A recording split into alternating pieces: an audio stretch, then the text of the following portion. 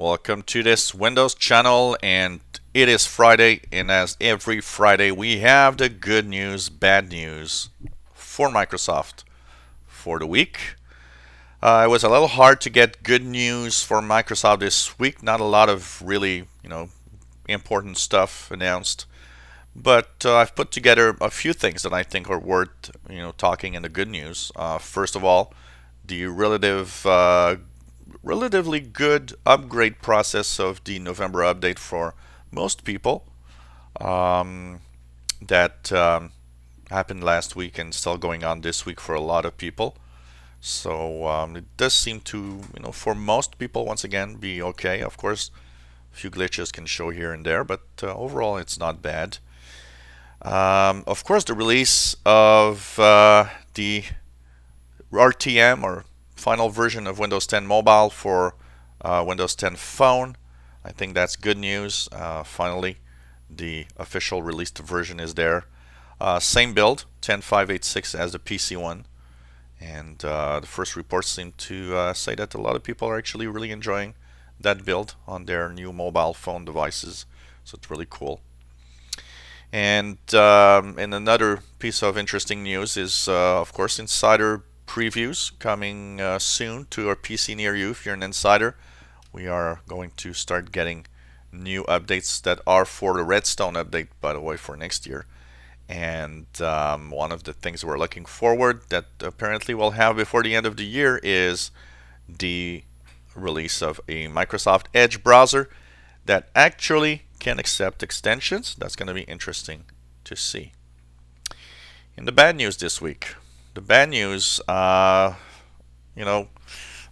seems to have a lot of problems in making the Surface Book and the Surface Pro 4 tablet work well. Firmware update that was released this week that almost breaks as much as it fixes on these devices. Surface Pro 4 particularly is surprising because, that's not the first version of a device. It's the fourth version of a device. The Surface Pro 4 should not be in that state. I'm sorry, but when you make a device and now you're used to it, that device is being in production for a few years now.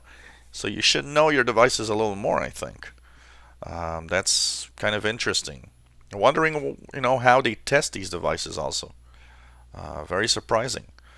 And it's sad for the Surface Book. It's understandable at some point there are things like, because it's the first version of a complex device that has a lot of new technologies in it.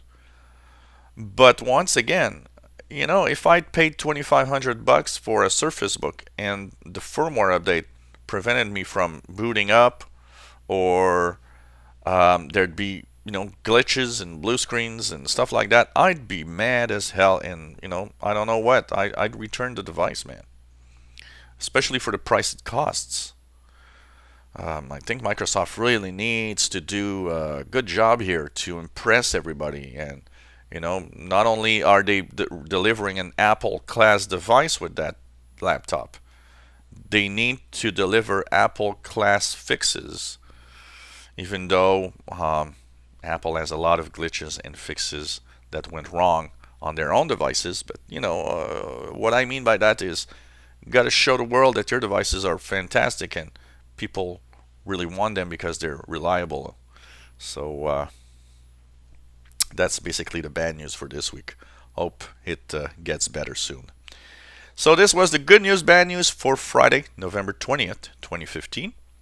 If you enjoy my videos, why not subscribe to my channel? You'll be informed when new videos are online. Give us a thumbs up if you like the videos. Helps us in the ratings on YouTube. If you have any comments, questions, suggestions, anything, please ask away. Don't be afraid. It's always fun to have your feedback. And thank you so much for following us on this channel. It is really cool to have all of you watching.